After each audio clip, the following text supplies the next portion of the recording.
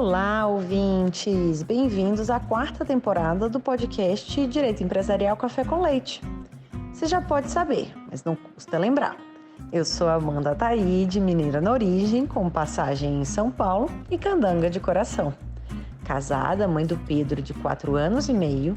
Bem, Taide Rivera. Do Lucas, de 2 anos e meio. Lucas da Taide Rivera. E tutora do Vira-Lata Farofa. Sou professora doutora da UNB dos cursos de Direito Empresarial, Concorrência, Comércio Internacional e Compliance. E também consultora do Pinheiro Neto Advogados nessas mesmas áreas. Esse podcast nasceu voltado para as minhas turmas da graduação em Direito Empresarial na UNB, na disciplina de Direito Comercial 1.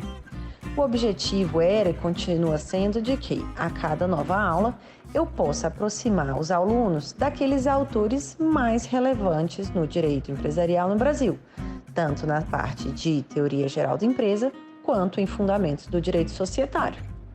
Mas o podcast ele não se restringe mais aos meus alunos, pois a gente já tem ouvintes de todo o Brasil, de todas as idades e fases nas carreiras. De modo que todos vocês poderão ter com o nosso podcast uma biblioteca virtual em áudio gratuita dos principais livros, capítulos ou trechos de livros e artigos acadêmicos essenciais para a compreensão do direito empresarial no Brasil. Pegue então sua xícara de café com leite ou então seu tênis para fazer alguns exercícios junto comigo. Aumente o som e vamos então para o próximo episódio?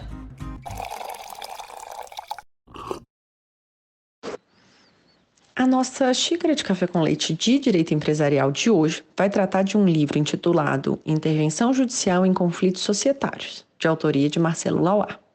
E para isso a gente vai ter a alegria de contar com a participação do próprio autor para comentar o livro. O professor Marcelo é doutor em Direito Empresarial pela Faculdade de Direito da Universidade de Coimbra, é professor da Universidade Federal Rural do Semiárido, a UFERSA, é advogado, investigador do Instituto Jurídico FDUC, em Portugal, e do grupo de pesquisa Empresa, Consumo e Direito da Universidade de Corunha, na Espanha. É líder do grupo de pesquisa Direito, Economia e Mercados da Universidade UFERSA e foi Visiting Researcher da Universidade de Montreal, no Canadá. Professor Marcelo, muito obrigada por ter aceitado o convite para participar do nosso podcast e por apresentar, de um modo simples, curto e gostoso, esse tema da intervenção judicial em conflitos societários. Oi, Amanda, tudo bem? É um prazer estar aqui com você e com seus ouvintes. Eu, aliás, sou um deles. Há muito tempo eu escuto Direito Empresarial Café com Leite. Para mim já é um clássico do Spotify. E vamos sim conversar sobre esse tema. Vou tentar ser claro do jeito que você pediu. Professor Marcelo, conta pra gente como que foi o contexto da redação desse livro, que é bastante relevante na sua trajetória acadêmica. É um projeto que a gente sabe que foi recente, teve premiação recentemente também que você ganhou.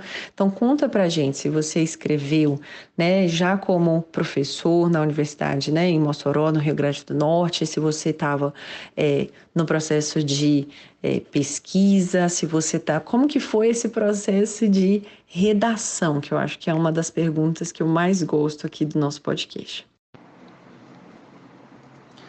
Nem me fale, Amanda, esse livro ele me deu a maior honra da minha vida acadêmica, que foi receber o prêmio Osmar Brina de melhor livro de Direito Empresarial de 2019.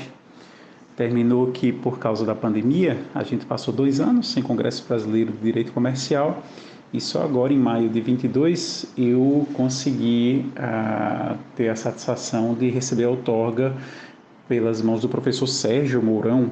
Sérgio, que é nosso colega da UFMG, né, professor de Direito Empresarial, e é filho do professor Osmar Brina. Então, imagina a emoção desse momento. E isso depois de uma avaliação de uma comissão que era formada pelos professores Alfredo de Assis Gonçalves Neto, Ivanildo Figueiredo, da UFPE, Paula Forgione, Tavares Guerreiro, Arnoldo Valde. Então, assim, para mim, você falou em relevância na trajetória, é realmente difícil pensar em algo mais marcante do que quando eu passei a levar o nome do professor Osmar Brini em meu currículo. Agora, falando sobre o processo de escrita, eu acho, Amanda, que ele começou lá atrás, no comecinho da minha carreira como advogado. Precisei resolver o problema de um cliente, era sócio minoritário do negócio e estava tendo problemas com o sócio majoritário, que por acaso era administrador, como costuma ser. E precisei começar a pesquisar sobre o assunto, né? Pesquisando, terminou que eu encontrei um livro do professor Luiz Fernando Pereira, que é advogado no Paraná. E nesse livro, o professor Luiz Fernando apresentava várias medidas que eram urgentes no direito empresarial, e entre essas medidas estava lá a administração judicial, né, a intervenção judicial.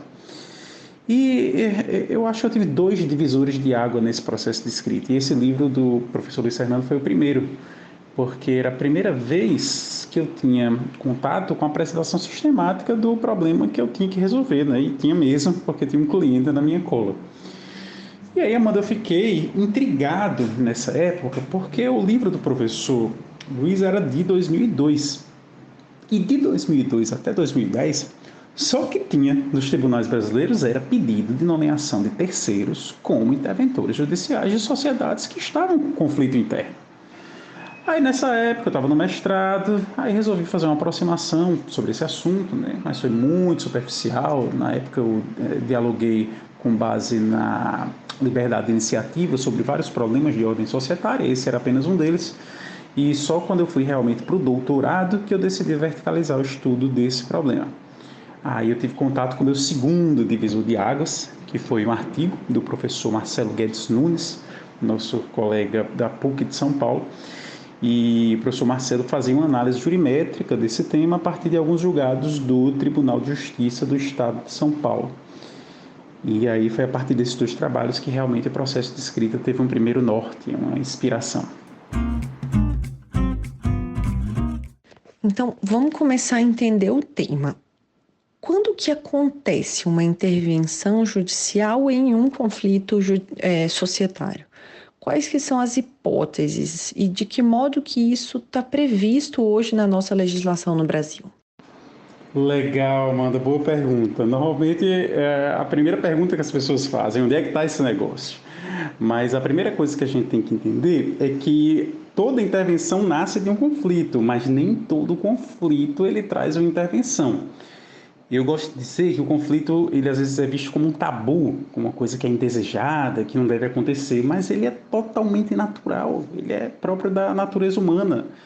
Todo mundo tem seus traumas, todo mundo tem suas dúvidas, todo mundo tem seus conflitos internos quando vai tomar alguma decisão. E se você pensa isso em uma estrutura associativa, quando você se reúne com outras pessoas, meu Deus, só o que há é conflito. Isso acontece dentro e fora de casa. Dentro de casa você tem conflito marido e mulher, tem conflito pai e filho, fora de casa tem conflito no clube, tem conflito num partido político, numa igreja, e claro que também isso acontece na empresa. E aí, em âmbito societário, essa identificação passa pela visualização de um impasse, de um deadlock, como falam na literatura anglófona, né? E esse impasse é basicamente sobre qualquer ponto em que haja um desacordo. Mas, como eu disse lá atrás, não é qualquer desacordo. Nem todo conflito gera intervenção. As pessoas às vezes esquecem, Amanda, que a sociedade, ela, por padrão, por design, ela é pensada para a existência de um conflito. Ah, Marcelo, como assim? Basta a gente ver a regulação do funcionamento das deliberações sociais. Então, seja por determinação legal, Código Civil, Lei das Sociedades Anônimas, seja pelo contrato social, seja pelo estatuto social, tem uma série de previsões que dizem como é que a sociedade resolve conflitos. Quais são os direitos e deveres dos sócios administradores? Vai ter uma assembleia, vai ter uma reunião, qual é o quórum, quem pode votar, quais são as matérias, quem está impedido. Então, o conflito é próprio dessa entidade, sociedade. Agora, quando é que eu tenho intervenção no sentido da nomeação de um interventor judicial? Olha, o cenário base é um conflito insolúvel. Quando você não consegue, na deliberação extrajudicial, resolver esse impasse. Então, se os minoritários, sei lá, não tem quórum para destituir o majoritário da administração, se esse majoritário está fazendo concorrência desleal, se ele está desviando recursos, se ele está usando a sociedade para propósito ilícito, o que é que o minoritário vai fazer? vai ter que pedir o afastamento judicial desse majoritário administrador. E aí, cautelarmente, pode ser que um terceiro venha a ser nomeado interventor. Qual o grande problema aqui? E respondendo assim a parte final da sua pergunta, Amanda, é que não tem nada na legislação brasileira, nada especificamente sobre isso. O que a gente tem, na verdade, é o que Laurence chama de lacuna de regulação. E essa questão acaba sendo resolvida pelo Poder Geral de Cautela.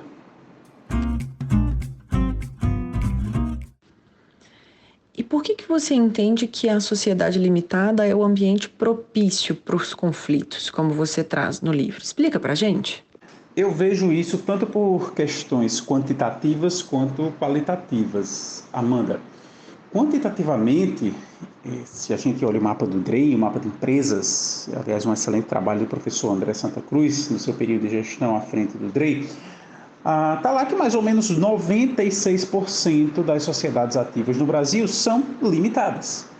E essa absoluta predominância das limitadas, ela tem várias justificativas. É muito mais fácil de constituir, o custo é menor, a própria limitação da responsabilidade patrimonial. Mas, assim, nada disso vem ao caso, né? Porque, como 96% delas são limitadas, qualquer aleatoriedade probabilística leva a esperar que a maior parte dos problemas aconteçam onde? Em sociedades limitadas. Então, é um bingo de 1 a 100, a limitada tem uma cartela com 96 números. Fácil acontecer nela. E isso terminou que foi aferido pelo próprio Marcelo Guedes, naquela pesquisa que eu falei lá atrás. Ele identificou que mais ou menos 83% dos pedidos de intervenção na administração de sociedades realmente ocorriam nas limitadas. Mas tem um fator qualitativo aqui também, que é a forma como as sociedades limitadas são constituídas. A gente não tem estudos posteriores à Lei de Liberdade Econômica sobre isso, e até seria importante para excluir eventuais situações de unipessoalidade, mas em 2014, a FGV, num grupo de pesquisa coordenado pelo professor Ari Matos Filho, levantou que quase metade das limitadas ativas na Junta Comercial de São Paulo, quase 20 anos, o raio da pesquisa foi de 93 até 2012, mais ou menos, quase metade dessas sociedades eram dúplices e com participação equivalente. 50-50, 50-50. Como é que se resolve um conflito? Que normalmente começa como? Em acusação de violação de deveres societários. Normalmente essa acusação é recíproca, às vezes são 2 sócios, cada um com 50, os 2 administradores. A sociedade não basta ser dúplice, os sócios estão com a mesma participação no capital social. É um ambiente que é um prato cheio para a medida de intervenção judicial. E a gente tem nessa intervenção judicial que você coloca como sendo os macro e os micro parâmetros para nomeação e atuação de interventores judiciais. Conta pra gente quais são esses parâmetros, explica pra gente numa linguagem que os nossos alunos de graduação vão conseguir entender essa utilização, né, a relevância dessa atuação e nomeação dos interventores judiciais. Esse é o cerne do livro, Amanda.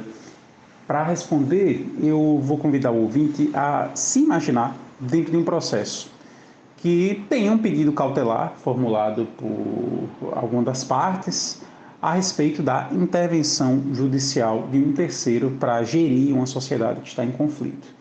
Normalmente, em um caso desse, as preocupações estão em nível local, porque tem muita coisa para ser definida pelo juiz na decisão.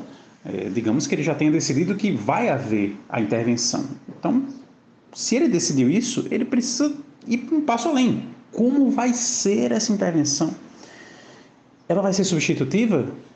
Quer dizer, sai cautelarmente o administrador original, entra o escolhido pelo juiz.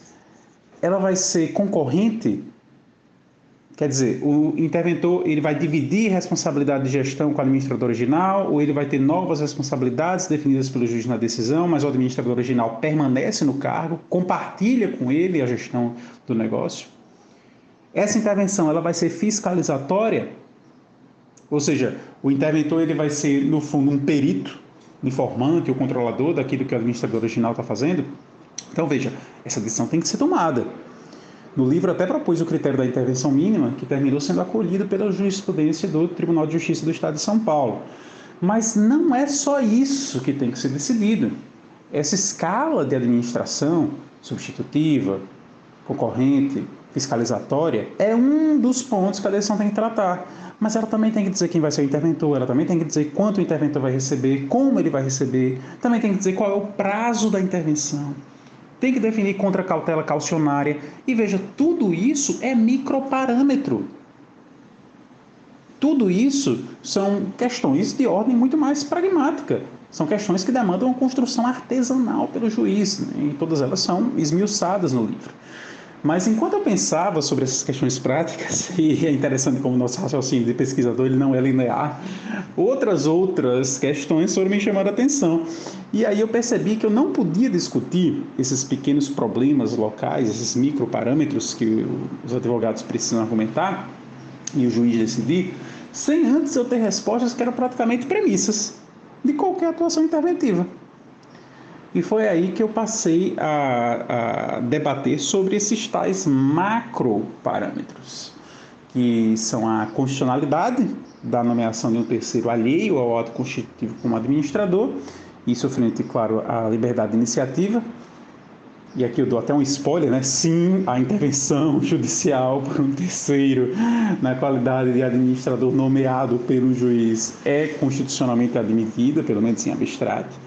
E também o conteúdo e a titularidade do interesse social, que é o bem juridicamente tutelado nesse procedimento de intervenção.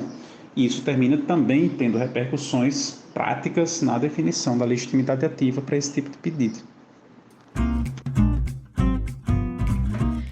Então, qual que é a relação que a gente tem entre essa intervenção judicial nos conflitos societários e a responsabilidade civil? Total, Amanda, relação total. Grandes poderes, grandes responsabilidades, diria Stan Lee. Veja, é claro que se a intervenção ocorreu, foi porque o juiz achou que aquele era o meio mais adequado de se preservar o interesse social. Se nomeou um interventor judicial para evitar a ocorrência de um dano. Mas nada pode garantir. E aí, especialmente se essa intervenção é substitutiva, uma troca total de comando, ou concorrente, uma troca parcial, que esse interventor que assumiu, agora, ele não vai causar também dano. Então, imagine, José é um interventor que foi nomeado no lugar de João para gerir o negócio. Se João estava passando a mão no caixa, José também não pode passar? Se João assediava o funcionário, constrangia cliente, José também não pode fazer a mesma coisa?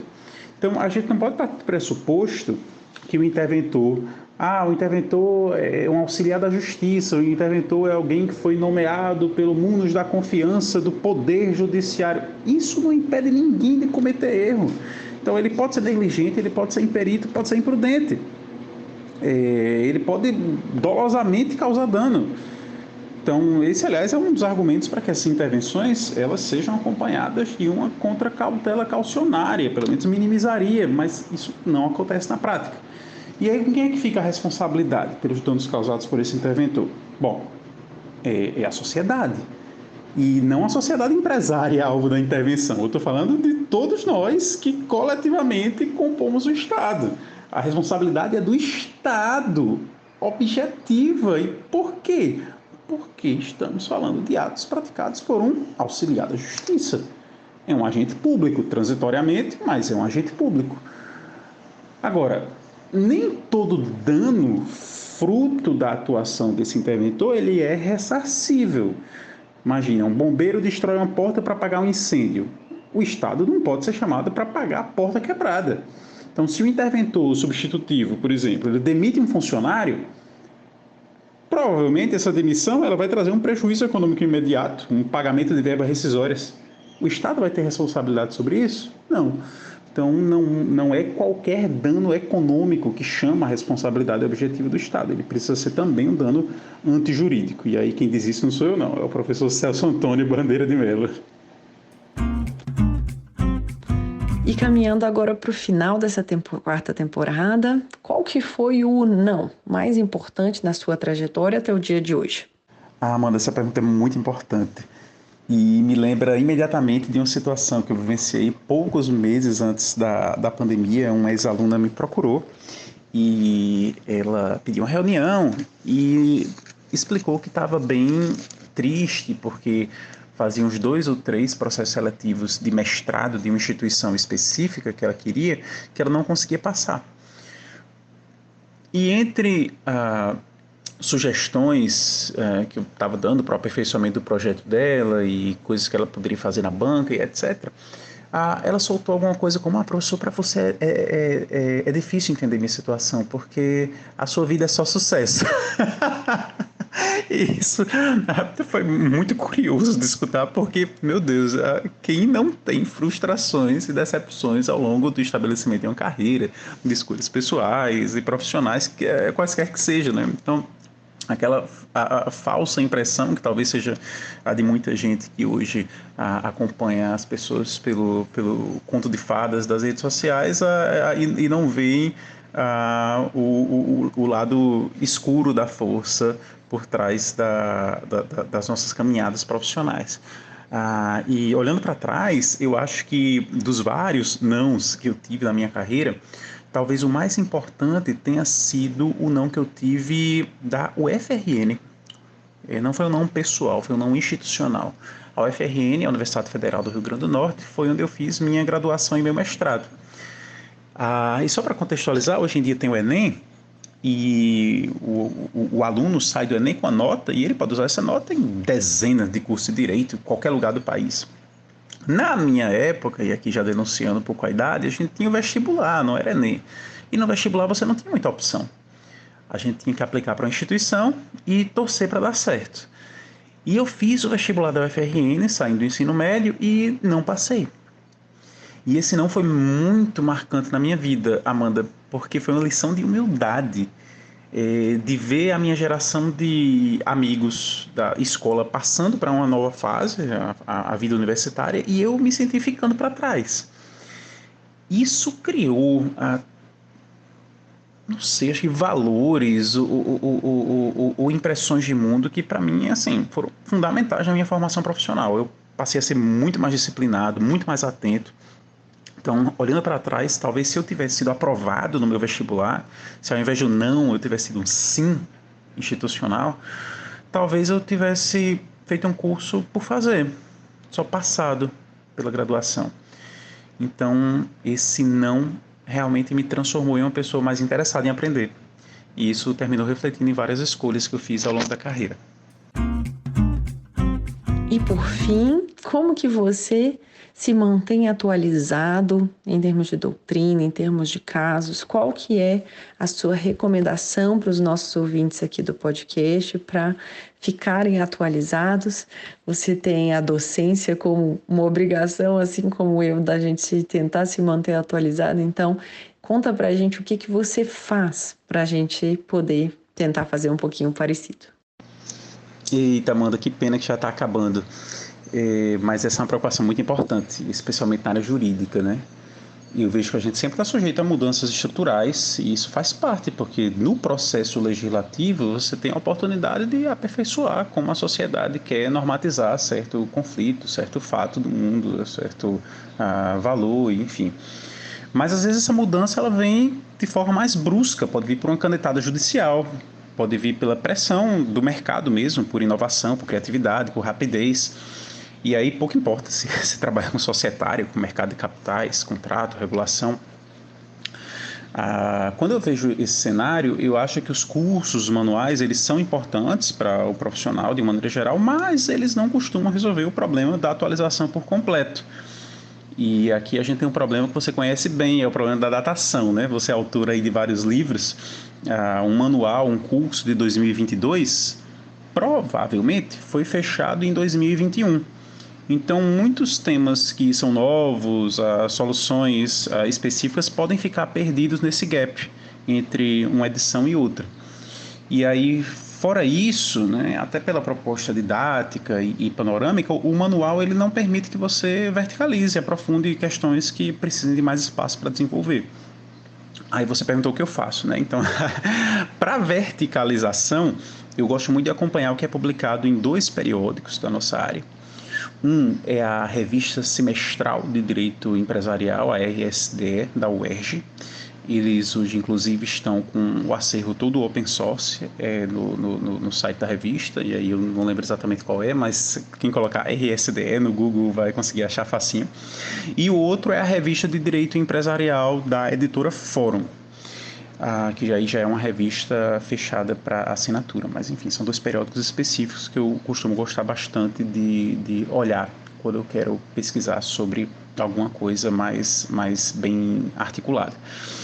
Para contato com temas que furem a bolha do interesse pessoal, né, quando não há uma pesquisa já previamente direcionada, aí eu gosto de outras fontes. Eu gosto do Jota, do Conjur, do Migalhas, e também gosto muito de um podcast que eu não sei se você já ouviu falar, é o Direito Empresarial Café com Leite.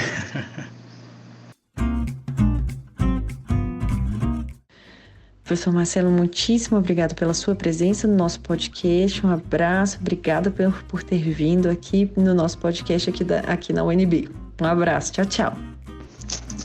Que é isso, Amanda, eu quem agradeço seu convite, sua simpatia, sua cordialidade. É com muito gosto mesmo que eu participei aqui do podcast. Já tantos colegas queridos e pessoas que fizeram parte da minha formação jurídica passaram por aqui, então foi uma honra imensa. Fico à sua disposição de outros colegas, quem quiser contatar para tirar alguma dúvida ou conversar sobre qualquer coisa, eu estou lá no LinkedIn, Marcelo Lauar. Tchau, tchau.